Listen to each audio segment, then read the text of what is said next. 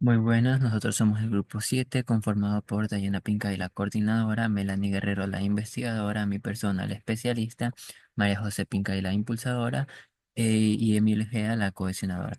En esta tarea vamos a analizar dos ejercicios, en el cual el primero se basa en la inducción electromagnética, donde tenemos que analizar una bombina expuesta a un campo magnético variable, considerando ciertas condiciones para analizar el número de vueltas que tiene.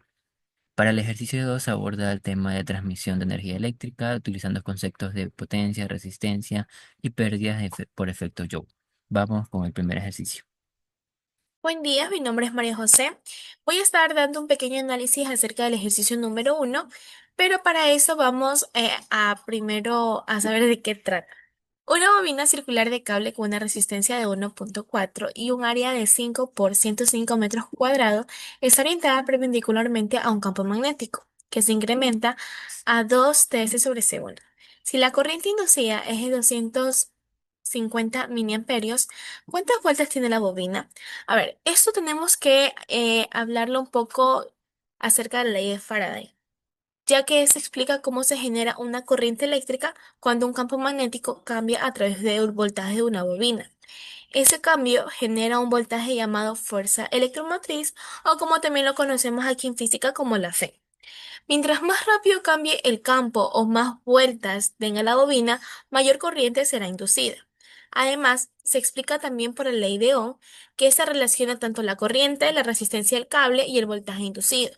Con estos dos principios se puede calcular, por ejemplo, cuántas vueltas tiene una bobina si conocemos la corriente, la resistencia y la variación del campo magnético. A continuación, mi compañera va a explicar lo que es la resolución del ejercicio para poder encontrar la pregunta planteada. Saludos, yo voy a proceder a realizar el ejercicio número uno, el cual nos detalla los siguientes datos. En la resistencia tenemos con 1,4 ohms, la corriente es 250 miliamperios, pero lo transformamos a 0,250 amperios. Como el área de la bobina es 5 por 10 a la 5 metros cuadrados y el campo magnético es 2 tesla por segundo. Aquí utilizamos la ley de Ohm para posteriormente reemplazarla en la ley de Faraday, en el cual nos dice que es la corriente multiplicada por la resistencia. Reemplazamos los datos y nos da como resultado 0,35 voltios. Em, Luego pasamos a la ley de Faraday, en donde nos da la relación para reemplazar datos y despejar el número de vueltas, que es lo que nos pide el ejercicio y reemplazamos los datos y nos da un valor de 3,5 por 10 a la menos 7 vueltas. Bien, ahora pasaremos a explicar el análisis para resolver el segundo ejercicio. Una vivienda recibe 1,5 kilowatts de potencia eléctrica de un transformador situado en una torre de transmisión cercana. La línea desde la subestación hasta el transformador está a 10 kilovoltios y tiene una resistencia de 0,13 ohmios. ¿Qué fracción de la potencia se pierde en esta línea de transmisión? Bueno, este problema se basa en la transmisión de energía eléctrica, donde se utilizan líneas de alta tensión para minimizar las pérdidas. La potencia eléctrica se relaciona con la corriente y el voltaje mediante la fórmula potencia igual voltaje por corriente. ¿Ya? Cuando una corriente fluye por un conductor con resistencia, parte de la energía que se pierde es en forma de calor, lo que se describe con la expresión potencia perdida es igual a corriente al cuadrado por resistencia. Ya, para evaluar qué tan eficiente es la transmisión, se calcula la fracción de potencia perdida, comparando esta pérdida con la potencia total. El uso de un voltaje elevado permite reducir la corriente y con ello las pérdidas por efecto Joule. El efecto Joule es el fenómeno por el cual una corriente eléctrica, al pasar por un conductor, genera calor. El conductor tiene que estar con una cierta resistencia. Eso significa que no es ideal y por ende, pues, se pierde energía por calor. Esto justifica que el diseño de sistemas de transmisión eléctrica esté a una alta tensión. Ahora sí pasamos a la resolución del problema.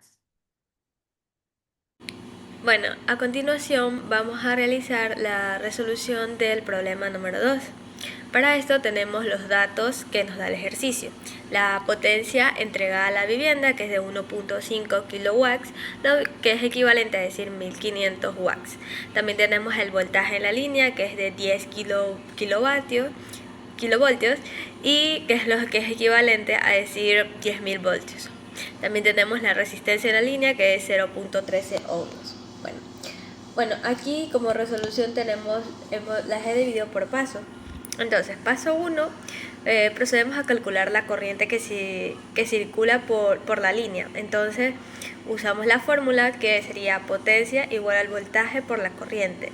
De esta fórmula despejamos la corriente y como tenemos el valor de la potencia y el valor del voltaje, pues solamente los reemplazamos y obtenemos el valor de 0.15 amperios, siendo esta la corriente que circula por la línea.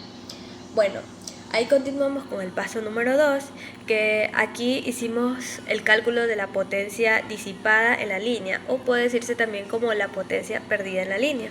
Entonces, la potencia perdida en la línea vendría a ser igual a la corriente al cuadrado por la resistencia.